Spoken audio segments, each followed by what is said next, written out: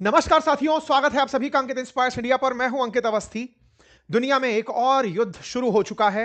चर्चा है ईरान की। जी हां साथियों, ईरान में अब से कुछ देर पहले ही अमेरिका और इजराइल ने संयुक्त रूप से सैन्य हमले शुरू कर दिए हैं। इसका अनाउंसमेंट अमेरिकी राष्ट्रपति के द्वारा भी कर दिया गया है। ये हमले इजराइल और ईरान के द्वारा डिफरेंट डिफरेंट लोकेशंस से डिफरेंट डिफरेंट जगहों को टारगेट करते हुए किए जा रहे हैं, जिनकी तस्वीरें आप कुछ इस प्रकार से बदलते हुए देख सकते हैं। इजराइल और अमेरिका ईरान में बहुत ही प्रमुख ठिकाने, फिर चाहे वो खुफिया एजेंसी के ठिकाने हो, सैन्य ठिकाने हो, या फिर यहां पर सामरिक रूप से महत्वपूर्ण जानकारियों वाली जगह हो, उन्हें एक एक करके निशाना बनाया जा रहा है। ईरान में तेहरान जो राजधानी है, वहां पर ऑलरेडी अफरा तफरी का माहौल है। कहा जा रहा है कि खमनेई को सुरक्षित स्थान पर पहुंचा दिया गया है। इजराइल की हाल ही में एक दिन पहले ही यात्रा से प्रधानमंत्री नरेंद्र मोदी लौटे हैं।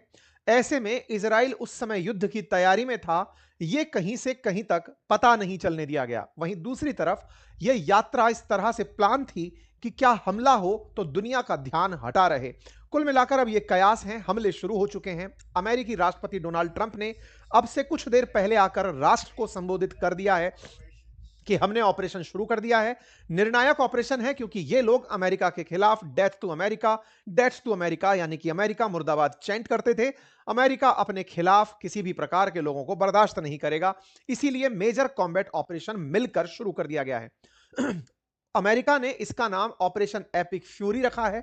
वहीं रोरिंग लॉइन रखा गया है इजराइल के द्वारा। बदले में ईरान की तरफ से भी एज एक्सपेक्टेड हमले शुरू हो चुके हैं। इजराइल के खिलाफ और अमेरिका के खिलाफ ईरान उन जगहों को ठिकाने बना रहा है जहां अमेरिका के ऑलरेडी बेसिस बने हुए हैं मिडिल ईस्ट में। उन्हें एक एक करके निशाना बनाया जा रहा है। बहरेन पर मिसाइल रिपोर्ट हुआ है, मिसाइल हमला। कतर, यूएई, तमाम उन देशों में जहां पर अमेरिका के सैन्य अड्डे हैं, उन सभी जगहों पर हमले सुनाई दे रहे हैं।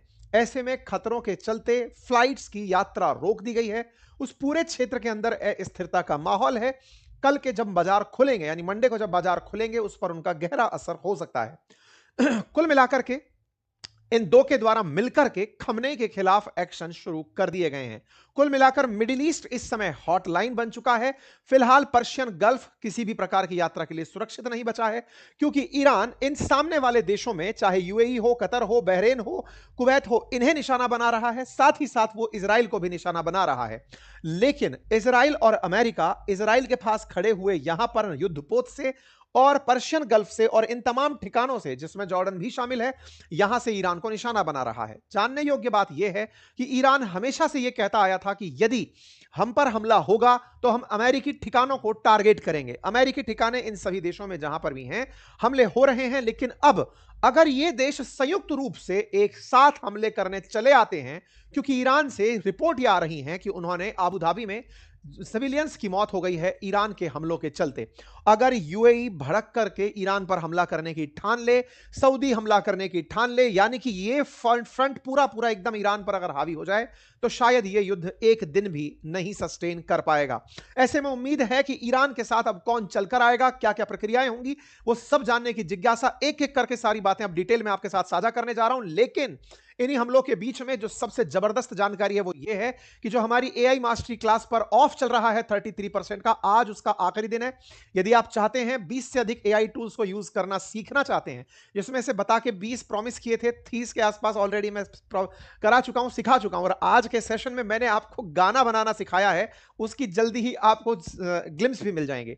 हमारे ही सेशन में बनाना सिखाई गई वेबसाइट जो आप भी बना सकते हैं वाइब कोडिंग से बना सकते हैं गाना, ये सब सिखा रहा हूं अपनी क्लास में, वो भी बहुत ही नॉमिनल प्राइस में। आप अपनी वेबसाइट्स बना करके डिप्लॉय कैसे कर सकते हैं, ये सारी चीजें सीखने के लिए जल्दी से जाकर कोर्स ज्वाइन कर लीजिए। 1 साल की वैधता के साथ कोर्स उपलब्ध है। कमेंट बॉक्स में लिंक लगा हुआ है, जाकर आप एनरोल कर लीजिए। साथियों, जानकारी डिटेल में यह है कि इजराइल ने शनिवार को ईरान पर हमला कर दिया है। यह सुर्खी इजराइल के नाम पर सबसे पहले बाहर आई, लेकिन अनाउंसमेंट अमेरिकी राष्ट्रपति द्वारा हुआ। इसका मतलब यह है कि इजराइल में जो अमेरिकी बेस है, वहां से हमला शुरू हुआ। अभी तक कहीं भी किसी मीडिया में यह डिक्लेयर नहीं किया गया है कि हमले कहां से हो रहे हैं, लेकिन चूंकि इजराइल की तरफ से हमले हुए हैं, तो यह कहा जा रहा है कि इजराइल ने किए हैं। लेकिन अमेरिका अपने बेसिस से हमले अनाउंस कर रहा है। यह तेहरान के अंदर उठते हुए धुएं के गुबार हैं, जिन्हें आप तस्वीरों में देख सकते हैं। लेकिन इस तरह की खबरों के बीच में हम किसी भी प्रकार के वीडियो की और उसके साथ हो रही घटना की सत्यता पुष्टि नहीं करते, क्योंकि युद्ध के काल में जो भी तस्वीरें बाहर आती हैं, एआई के समय पर इनके अंदर बार-बार फैक्ट चेक करना होता है। हम लगातार इन खबरों को लाने से पहले बहुत देर तक इन्हें यही जांचते रहे कि इनमें से सही कौन सी है, गलत कौन सी है। फिर भी हम आपसे कहेंगे कि आप खबर पर ध्यान दें, उसकी वजह से जो नुकसान दिखाया जा रहा है या फिर लोगों को जो खबरें सुना के दिखाई विजुअलाइज कराई जा रही हैं, उन पर थोड़ा बच कर रहें, ठीक है? कुछ इस तरह के हमले क्लेम किए जा रहे हैं, कुछ अच्छे हैंडल्स जिन्हें बड़े-बड़े मतलब राष्ट्राध्यक्ष फॉलो करते हैं, हम उन्हें देख करके लोकल मीडिया को लगातार ट्रैक करके आप तक इन तस्वीरों को लेकर आ रहे हैं, ठीक है साहब? लोकल मीडिया मतलब इंडिया की लोकल मीडिया नहीं, उन देशों की लोकल मीडिया जो वहीं पर खबरें चलाती है, हम उनको लेकर के आपके सामने लेकर आ रहे हैं, ठीक है? चलिए, यहां पर इसके बाद जानकारी निकल कर आती है कि जो खमनेई हैं, उन्हें सुरक्षित स्थान पर शिफ्ट कर दिया गया है। इजराइल की ईरान पर इन सभी जगहों पर हमले हुए हैं। इजराइल ने ईरान में इन सभी जगहों पर हमले किए हैं। इंटरेस्टिंग पार्ट यह है कि बार-बार नाम इजराइल का आ रहा है। आपको याद होगा कि ईरान ने लगभग सभी को बहुत पहले से यह धमका रखा था, अमेरिका को विशेष रूप से, कि आपका जो मिडिल ईस्ट में कोई भी बेस है, अगर वहां से हम पर हमला हुआ तो हम उस देश पर हमला कर देंगे। तो ये हमले इजराइल से शुरू हुए हैं। इजराइल में परसों तक प्रधानमंत्री मोदी थे, उन्हें छोड़ने के लिए बेंजामिन नेतन्याहू एयरपोर्ट तक आए थे, किसी प्रकार की कोई हवा नहीं लगने दी, और वहां से ये हमले होकर के आ रहे हैं। तस्वीरें आपके सामने हैं। आईआरजीसी कंफर्म कर रही है कि किस तरह के मिसाइल हमलों की वेव आई है। ये आज ही हुए हमलों की तस्वीरें हैं। अमेरिकी राष्ट्रपति के बयान आ रहे हैं कि हमने एक मेजर कॉम्बैट ऑपरेशन शुरू कर दिया है ईरान के खिलाफ, और इस तरह हमने जो हमले शुरू किए हैं इसमें केवल अमेरिकी लोगों को बचाने के लिए, क्योंकि इस दुनिया में जो लोग अमेरिकियों को पसंद नहीं करते उन्हें हम पसंद नहीं करते, ये उसको खत्म करने निकल पड़े हैं। कुल मिलाकर के इन्होंने ऑपरेशन की डिटेल जानकारी दी और कहा कि इसका उद्देश्य अमेरिकी लोगों की सुरक्षा है और ईरान सरकार से आने वाले खतरे को खत्म करना है। ईरान की एक्टिविटी अमेरिका, उसके सैनिकों और विदेशों में उसके ठिकानों और सहयोगी देशों के लिए खतरा रही है, इसलिए हमने ऑपरेशन एपिक फ्यूरी शुरू कर दिया है। इजराइल ने इस हमले का नाम लियोनस रॉर या रोरिंग लायन नाम दिया है, और इस लियोनस रॉर के अंदर अमेरिका और ईरान दोनों मिलकर के ईरान पर हमले कर रहे हैं। साथियों, मैं आज से 1 महीने पहले ही आप लोगों को इस हमले का अलर्ट दे रहा था। ईरान पर अटैक का अलर्ट हमने आपको तब भी दिया था जब कतर एयरबेस को छोड़ने के अमेरिकी सैनिकों को आदेश दिए गए थे। ये आदेश क्यों मिले थे? क्योंकि ईरान के अंदर ईरान की जनता के द्वारा वर्तमान में जो बैठी हुई खमनेई सरकार है उसके खिलाफ प्रोटेस्ट किए जा रहे थे, लेकिन खमनेई सरकार ने उन्हें कुचलने का भरसक प्रयास किया और कुचलते हुए लगभग 30,000 लोगों को मार दिया। इसके बाद अमेरिका लगातार यहां पर लोगों की सुरक्षा के लिए आने का प्रयास कर रहा था, लेकिन मिडिल ईस्ट के देश पीछे हट गए। हमने इस पर सेशन भी किया कि अल्टीमेटली क्या ट्रंप डर गए हैं? वो क्यों नहीं हमला कर रहे हैं? जो इतना ज्यादा संभावित हमला था वो क्यों रुक गया? इसके पीछे का कारण निकल कर आया क्योंकि अमेरिका ने सब तरह की तैयारियां कर ली थी, लेकिन जिनके दम पर की थी उन्होंने पैर पीछे खींच लिए थे। चाहे सऊदी हो, चाहे यूएई हो, बहरेन हो, कतर हो, इनने कहा कि आप हमारे देश के अंदर स्थित जो बेसिस हैं उनका इस्तेमाल ईरान पर हमला करने के लिए नहीं करेंगे। तो ट्रंप को अपना पूरा मिशन 1 महीने रोकना पड़ा। 1 महीने से पहले ही 28 जनवरी आते आते तैयारियां पूरी होने लगी, और इस तैयारी में यह तय हुआ कि ईरान पर अब अमेरिकी हमला अगर होगा तो इसके लिए या तो डियागो गार्सिया जो कि हिंद महासागर में स्थित है उसका इस्तेमाल किया जाएगा, या अमेरिकी युद्धपोतों का इस्तेमाल किया जाएगा जो कि पर्शियन गल्फ में पहुंच गए, या फिर इजराइल का द्वारा इस्तेमाल किया जाएगा, जॉर्डन का इस्तेमाल किया जाएगा जहां ईरान नहीं पहुंच पाएगा। फिर जब ये हमले आ रहे थे, मैं सारे अपडेट दिखा रहा हूं आप लोगों को जो मैंने अब तक दिए। मैंने आज से 2 हफ्ते पहले भी आपको जानकारी दी कि अमेरिका ने अपने लोगों को साफ साफ कह दिया है कि अमेरिका के जितने भी लोग हैं वो ईरान छोड़कर निकलने, और जो हमारे भी समर्थक हैं वो निकलने। इस बीच में अमेरिका लगातार ईरान से टाइम बाई कर रहा था, बातचीत में लगा था, नेगोशिएशन में लगा था, शर्तें रख रहा था। यहां पर स्टीव विटकॉफ और डेविड कुशनर जो अमेरिकी राष्ट्रपति के दामाद हैं, वो ये लगातार इनके उप विदेश मंत्री से चर्चा में थे। अलग अलग लेवल पर चर्चाएं हो रही थी। अमेरिका ईरान के सामने लगातार शर्तें रख रहा था कि आप यूरेनियम एनरिचमेंट, जिससे न्यूक्लियर बम बनता है, वो रोक दें, और जो बनाया हुआ न्यूक्लियर बम का मटेरियल है उसे खत्म कर दें। जो भी मिसाइलें बनाई हुई हैं उन्हें खत्म कर दें, और प्रॉक्सी बलों को मजबूती देना बंद करें, चाहे यमन में हूती हो या फिर लेबनान में हिजबुल्लाह या फिर गाजा के अंदर हमास, उनकी मदद करना बंद करें। अमेरिका इन शर्तों के साथ ईरान से बात कर रहा था। ईरान ने एक समय तक यह सहमति जता दी थी कि वो अपने पास रखा हुआ एनरिच्ड यूरेनियम कम कर लेगा, लेकिन अमेरिका लगातार ईरान पर प्रेशर बनाया जा रहा था, कह रहा था कि आप अपने न्यूक्लियर मटेरियल को खत्म करिए। यहां पर अभी वार्ताएं चल ही रही थी, लेकिन इन्हीं के बीच में ये सीन बनते हैं, अमेरिका के द्वारा ईरान पर हमला कर दिया जाता है।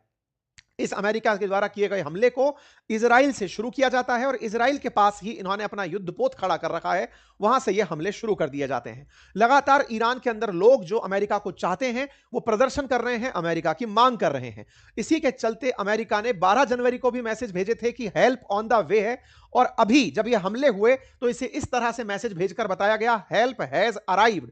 ईरान में रह रहे उन तमाम लोगों को जो अमेरिका समर्थक हैं या वो जो वर्तमान सरकार के विरोधी हैं, उनके मोबाइल पर एक मैसेज सर्कुलेट होता है जिसमें लिखा जाता है कि हेल्प पहुंच चुकी है। यह हेल्प पहुंच चुकी का संदेश 12 जनवरी से अपेक्षित था, जब ट्रंप कह रहे थे कि हेल्प निकल पड़ी है। अमेरिका से हेल्प को पहुंचने में 1.5 महीने का वक्त लगा, इसमें 30,000 लोगों की जानें चली गई, लेकिन फिर भी देर से आए दुरुस्त आए अमेरिकी हमले ईरान में हो गए।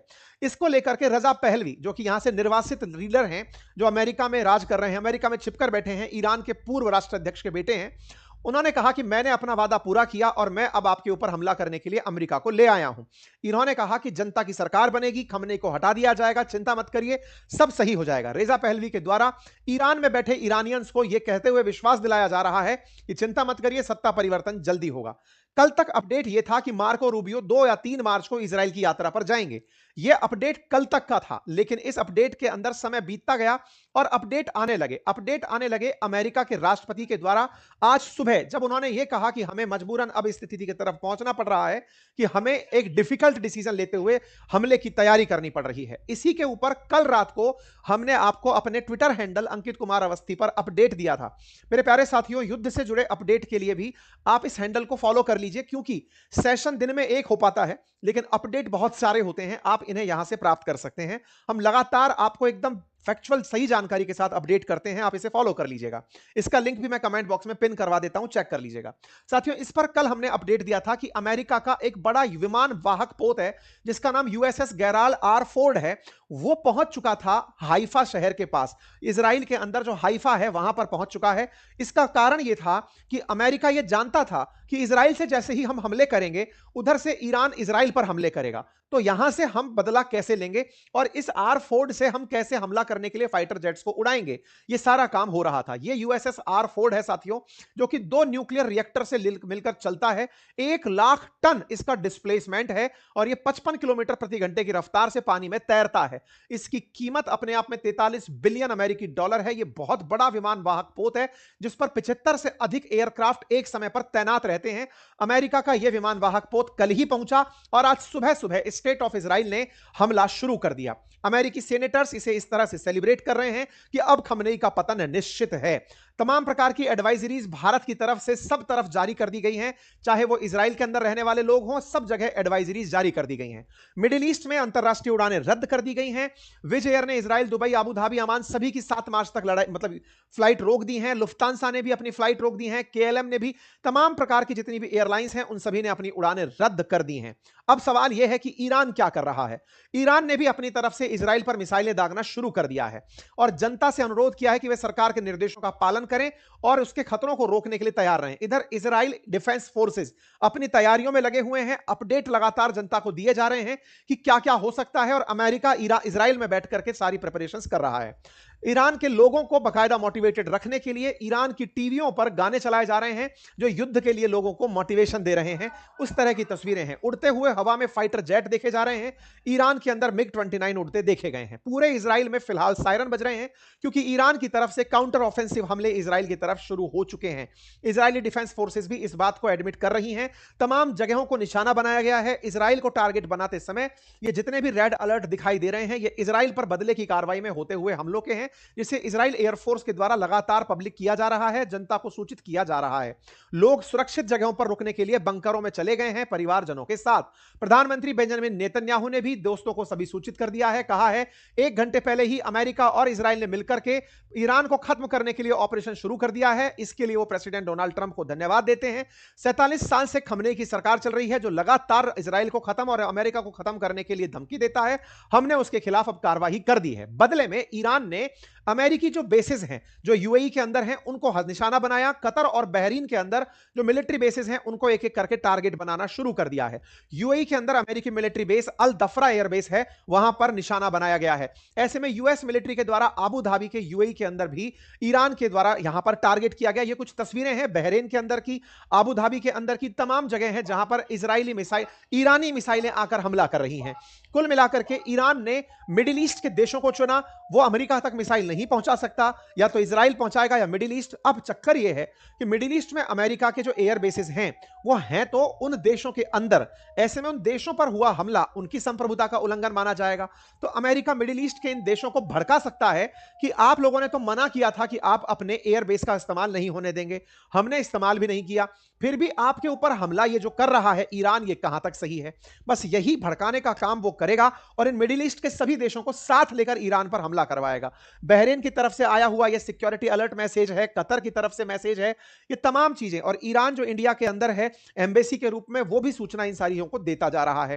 कुल मिलाकर के अब मिडिल ईस्ट में जहां जहां भी यूएस के एयर बेस हैं उन्हें ईरान निशाना बना सकता है, और बदले में ये देश भी हो सकता है जवाबी कार्रवाई 1-2 दिन में जब ईरान कमजोर पड़ने लगे तो वो हो सकता है बदले की कार्रवाई कर दें। आबू धाबी में ईरान के 2 हमले हो चुके हैं। यूएई इस बात से उखड़ा हुआ है, कह रहा है कि वो ईरान के हमलों का जवाब देगा। देखना होगा कि यूएई इस बात में अगर अग्रसर होता है तो दुबई और आबू धाबी पर ईरानी हमले कितना नुकसान पहुंचाएंगे। साथियों, मिडिल ईस्ट में जो मच अवेटेड अशांति थी वो हो चुकी है। मेरे प्यारे साथियों, आप सभी को मैंने समय समय पर जब भी किसी इस तरह की घटना होती है उसकी पूरी भूमिका मैं आपके सामने लेकर पहले से आता हूं। वेनेजुएला के बारे में भी हमने आप लोगों को बताया था, 2 महीने पहले ही बताना शुरू किया था कि क्या तैयारियां चल रही हैं। ईरान पर हमले के बारे में मैं पिछले 2 महीने से आपको अपडेट दे रहा हूं कि ये इस तरह से प्लान हो रहा है। आप सभी लोग उसकी तैयारी से आज तक सज्ज हैं। बस आपसे एक छोटी सी रिक्वेस्ट रहती है कि आप बस चैनल को सब्सक्राइब कर लें, ताकि ऐसे समय पर जब कोई अपडेट आए तो आप तक पहुंच जाए, जो कि फ्री ऑफ कॉस्ट सब्सक्राइब करना होता है। लेकिन हमारी हिम्मत होती है, मोटिवेशन होता है आपका हमारे साथ जुड़ना, यह हमारे लिए ताकत बनकर दिखता है। हम लोगों को बता पाते हैं कि हम कितने बड़े आपके ट्रस्टवर्दी साथी हैं जो आप तक सूचनाएं लेकर आते हैं। ठीक है, बाकी मैंने अपने कोर्स का लिंक कमेंट बॉक्स में पिन कर दिया है। आप तो बढ़िया से आर्टिफिशियल इंटेलिजेंस सीखिए, उसके यूजेस सीखिए, आप सीखिए कि कैसे वेबसाइट बनाते हैं, कैसे अपनी प्रोफाइल बनाते हैं, रेज्यूमे बनाते हैं, यूपीएससी की तैयारी कैसे कर सकते हैं, इमेजेस कैसे बना सकते हैं, कंटेंट राइटिंग कैसे कर सकते हैं, अपने लिए नोशन का इस्तेमाल, नोटबुक एलएम का इस्तेमाल कैसे कर सकते हैं, गाना खुद के लिए कैसे बना सकते हैं, सारी चीजें हम लोग सिखा रहे हैं। इवन मैंने क्लाउड तक का यूज करना आप लोगों को अपने सेशन में सिखाया है। जल्दी जाइए और जल्दी से उसे एनरोल करिए, क्योंकि इस तरह की वेबसाइट बहुत ही कम समय में बना करके मैं अपनी क्लास में सिखा रहा हूं। लिंक कमेंट बॉक्स में है, ऑफर आज रात तक है। धन्यवाद।